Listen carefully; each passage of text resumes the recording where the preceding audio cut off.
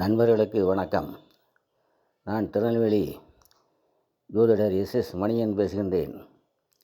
அனைவரும் நலமாக இருக்க எல்லாம் வல்ல இறைவனை வேண்டிக் கொள்கின்றேன்.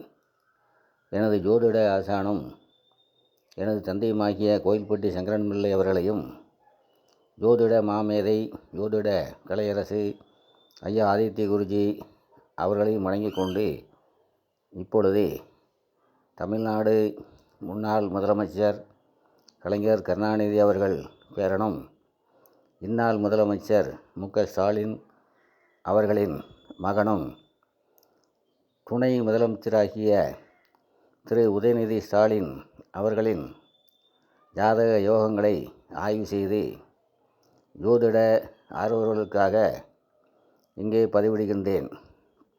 நான் எந்த கட்சியையும் சார்ந்தவன் அல்ல. யோக ஜாதகங்களை விளக்குவதே எனது நோக்கமாகும். திரு உதயநிதி ஸ்டாலின் அவர்கள் திரைப்பட தயாரிப்பாளராகவும் திரைப்பட நடிகராகவும் இருந்து சிறு வயதில் இருந்தே கட்சியில் இருந்தாலும் 2017 கட்சியில் இளைஞரணி தலைவராக பொறுப்பேற்று அரசியல் வாழ்க்கையை தொடங்கினார். 2021 தேர்தலில் போட்டியிட்டு சட்டமன்ற உறுப்பினராகி டிசம்பர் 2022 விளையாட்டுத்துறை அமைச்சராக பொறுப்பேற்று அதன்பின் 2024 ஜூலையில் துணை முதலமைச்சராகவும் பொறுப்பேற்றார். இந்த உயர்நிலைக்கு அவர் ஜாதகப்படி என்னென்ன கிரகங்கள் எப்படி அமைந்திருக்கின்றன, அவை தரக்கூடிய யோகங்கள் பற்றி பார்ப்போம். சில பேர் வாரிசு அரசியல் என்பார்கள். ஜோதிடப்படி அப்படி சொல்ல முடியாது. ஒருவருக்கு ராஜயோக கிரக அமைப்புகள் இருக்கின்றதோ அவர்களே அரசியலில் ஜெயிக்க முடியும். இவரது குடும்பத்தினர் இவர் இந்த நேரத்தில் தான் பிறக்க வேண்டும் என்று திட்டமிட்டு சிசேரியன் செய்து பிறக்க வைக்கவில்லை. கடவுளின் கிருபையால் இயல்பாக பிறந்தவர். கடவுளின் ஆசீர்வாதத்தை பெற்றவர் அல்லது கடவுளின் அனுகிரகத்தை பெற்றவர் என்றும், முப்பிறவியில் புண்ணியம் செய்தவர் என்றும் சொல்லலாம். திரு உதயநிதி ஸ்டாலின் அவர்கள் பிறந்தது 27/11/1977 சென்னையில் பிறந்துள்ளார். லக்கணம் கும்பம். 2 கேது, 4 சந்திரன் உச்சம், 5 வியாழன், 6 செவ்வாய் நீசபங்கம், 7 சனி திக்பலம், 8 ராகு, 9 சுக்கிரன் ஆட்சி, 10 சூரியன் நட்பு வீட்டில் திக்பலமாக இருக்கிறார், 11 புதன் இருக்கிறார்.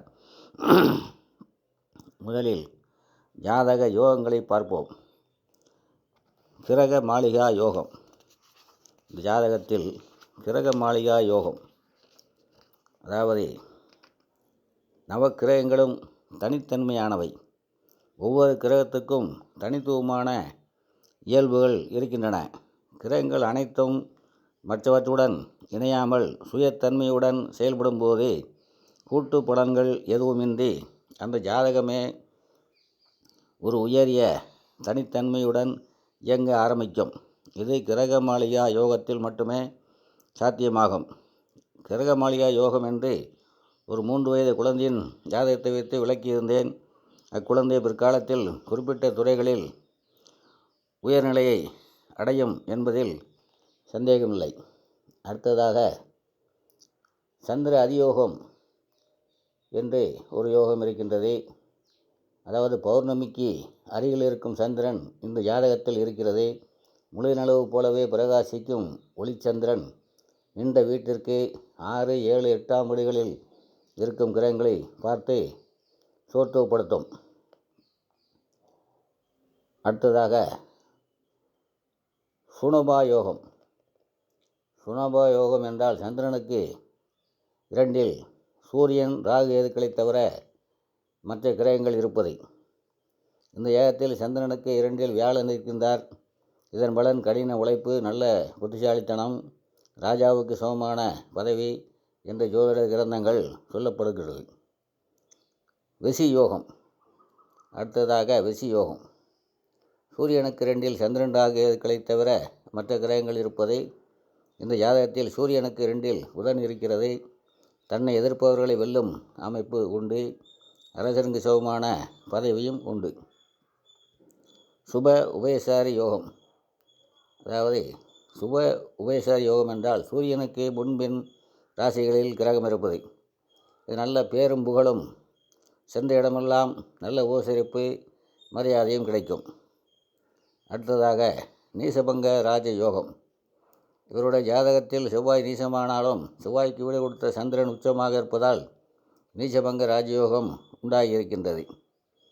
அடுத்ததாக சூரிய சந்திரர்கள் தங்களுக்குள் கேந்திரமாகவும் லக்கணத்துக்கு கேந்திரத்திலும் இருப்பதே மிகவும் சிறப்பான ஒரு ராஜயோக அமைப்பாகும். அடுத்து சுபர்கள் கோணங்களில் இருப்பது சுபக்கிரகமாகிய வியாழன் 5வது கோணத்திலும் சுக்கிரன் 9வது கோணத்திலும் இருப்பது மிக மிக சிறப்பு. அடுத்து பாவரான செவ்வாய் 6ல் மறைந்து நீசபங்கமாகி சூட்சம வலுப்பெறுகின்றார். அடுத்ததாக லக்கணத்தை வியாழன் பார்க்க லக்கணாதிபதி சனியும் 7ல் திக்பணமாகி லக்கணத்தை பார்ப்பது லக்கணத்தை வலு சேர்க்கும் அமைப்பாகும். 5ல் வியாழன் நல்ல புத்தி கூர்மை, நல்ல சிந்தனைகள், பொது சேவையில் ஈடுபடுதல், இன்னும் நிறைய சொல்லிக்கொண்டே போகலாம். அடுத்து சனி பகவான் லக்கணாதிபதியாகி லக்கணத்தை பார்ப்பதால் எதிலும் மிகவும் நிதானமாக செயல்படுதல், பதட்டப்படாமல் இருத்தல், யாரையும் நம்பி பொறுப்பை ஒப்படைக்காமல் தானே முன்னின்று தனது மேற்பார்வையில் எதையும் செய்தல் போன்ற செயல்களை தருபவர் சனி பகவான். சூரியன், சந்திரன், சனி மூவரும் திக்பலத்தில் இருப்பது மிகப்பெரிய யோகமாகும். வியாழனும் புதனும் பரிவர்த்தனை அமைப்பில் இருப்பதும் மிகுந்த யோகத்தை தரும் அமைப்பாகும். சுக்கிரன் ஆட்சியாக இருப்பது கேது வியாழன் வீட்டிலும் ராகு புதன் வீட்டிலும் புதனுடைய கன்னியிலும் இருப்பதும் சிறப்பு. ராகுவுக்கு ஒரு பாடலே உண்டு. எந்தெந்த ராசிகளில் ராகு இருந்தால் ராஜயோகத்தை கொடுப்பார் என்று பார்ப்போம். ஆமேடம் எருது சுறா நண்டு கன்னி அந்திடத்தும் கருணாகம் அமர்ந்து நிற்கில் பூமேடு தனித் துயிலும் ராஜயோகம் போற்றிடுவர் வேற்றின்மை புகழக்கேளாய் ஏமாறாதே 4 கேந்திரத்தும் இடைவிடாமல் கிரகமிருந்தால் தேமேற பர்வதமாம் யோகமாகவும் சீமானானகுவன் ராஜயோகம் செப்பே. இந்த பாடல் மூலம் தெரிவது என்னவென்றால், ராகு மேசம், ரிஷபம், கடகம், கன்னி, மகரம் ஆகிய ராசிகளில் இருந்து ராகுவுக்கு 4 கேந்திரங்களிலும் கிரகம் இருந்தால் ராஜயோகம் என்று சொல்லப்படுகிறது. இந்த ஜாதகத்திலும் ராகுவுக்கு 4வது வீட்டில் புதன், 7ல் கேது, ராகுவுக்கு 10ல் வியாழன் இருக்கிறது என்பதையும் கவனிக்க வேண்டும். இப்பாடல் இந்த ஜாதகத்திற்கு பொருந்தி வருகின்றது. ராகு 8ல் மறைந்து இருந்தாலும் ராகுக்கு வீடு கொடுத்த புதனும் கேதுவுக்கு வீடு கொடுத்த வியாழனும் ஒருவருக்கொருவர் கேந்திரமாகி பரிவர்த்தனையில் இருப்பது ராகுதம் பலன்களை குறைக்காது. இருப்பினும் மற்ற தசாபுத்திகளில் ராகு இயங்கும் போது யோகத்தை கொடுத்தாலும் ராகு புத்தி நடக்கும் பொழுது சற்று பின்னடைவான பலன்களாகவே இருக்கும். ராகு மட்டுமல்ல, 6க்குடைய சந்திரனின் புத்தி 6ஆம் இடத்தில் இருக்கக்கூடிய செவ்வாய் புத்திகளிலும் பின்னடைவான பலன்களே நடக்கும். விரலுக்கு தகுந்த வீக்கம் என்பதைப் போல அவர்கள் நிலைக்கு தக்கவாறு சிறு சிறு சறுக்களை கொடுக்கும். கிரகங்கள் தனது ஆதிபத்திய பலன்களை கொடுத்தாக வேண்டும் என்பது ஜோதிடத்தில் மாறாத ஒன்று. ஆனாலும் லக்கணாதிபதி ராசிநாதன் வலுப்பெற்றவர்களுக்கு அதிக பாதிப்பு இருக்காது. இதை சாதாரணமாக எடுத்துக்கொள்வார்கள். கலைஞர் கருணாநிதி அவர்கள் 1977, 1980, 1984 தேர்தல்களில் அவர் போட்டியிட்ட தொகுதியில் வெற்றி பெற்றாலும் தனது கட்சியினர் வெற்றி வாய்ப்பை இழந்தாலும் ஆட்சி அதிகாரத்தை பெற முடியாவிட்டாலும் அதை கண்டு தோண்டு விடாமல் தானும் நம்பிக்கையுடன் இருந்து தொண்டர்களுக்கும் கடிதம் எழுதி நம்பிக்கை கொடுத்து கட்சியை கட்டுக்குலையாமல் வைத்திருந்தவர் கலைஞர் அவர்கள். அதே போலவே திரு உதயநிதி ஸ்டாலின் அவர்கள் எதையும் சாதாரணமாக எடுத்துக்கொள்ளும் மனநிலையை வலுப்பெற்ற கிரகங்கள் தரும் அமைப்பாகும்.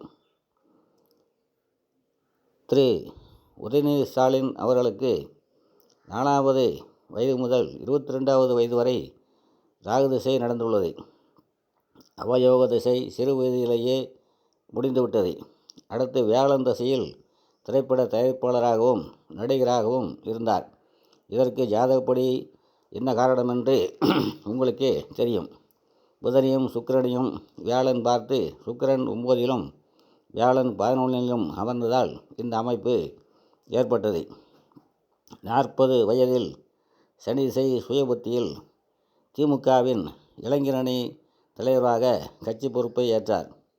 சூரியன் வீட்டில் அமர்ந்த சனியும் வீடு கொடுத்த சூரியன் லக்னத்துக்கு 10ஆம் இடத்தில் திக்பலமாக இருந்து தன் வீட்டிற்கு நாளில் அமர்ந்திருப்பதால் அரசியலில் தீவிரமாக இயங்கினார் என்று சொல்லலாம். 2021 தேர்தலில் சனி திசை புதன் புத்தியில் சட்டமன்ற உறுப்பினரானார். 2022 டிசம்பரில் சனி திசை சுக்கிரபுத்தி ஆரம்பத்தில் விளையாட்டுத்துறை அமைச்சராகவும் சுக்கிரபுத்தி மத்தியில் துணை முதலமைச்சராகவும் பதவியேற்றார். 10ல் அமர்ந்த சூரியன் நவாம்சத்தில் சுக்கிரன் வீட்டில் இருப்பதால் சூரியன் இயங்கி உயர் பதவியை கொடுத்தார். அடுத்து முதலமைச்சர் ஆவார் என்பதை நான் சொல்லி தெரிய வேண்டியது இல்லை. அடுத்து நடக்கப் போகும் புதன் தசையில் இவர் அகில இந்திய அரசியலில் நுழைந்து இந்தியா முழுவதும் பேசப்படுவார். மத்திய அரசாங்கத்திலும் முக்கிய பதவி வகிப்பார். அதற்கு என்ன காரணம் என்றால் நவாம்சத்தில் புதனுடைய வீட்டில் சுக்கிரன், சனி, ராகு, சந்திரன் ஆகிய 4 கிரகங்களும் இருப்பதால் அவைகள் இயங்கி உயர்நிலையை கொடுக்கும். இத்துடன் இப்பதிவை நிறைவு செய்கின்றேன். மீண்டும் அடுத்த பதிவில் சந்திப்போம். அனைவரும் நலமாக இருப்பீர்கள். வாழ்க வளமுடன்.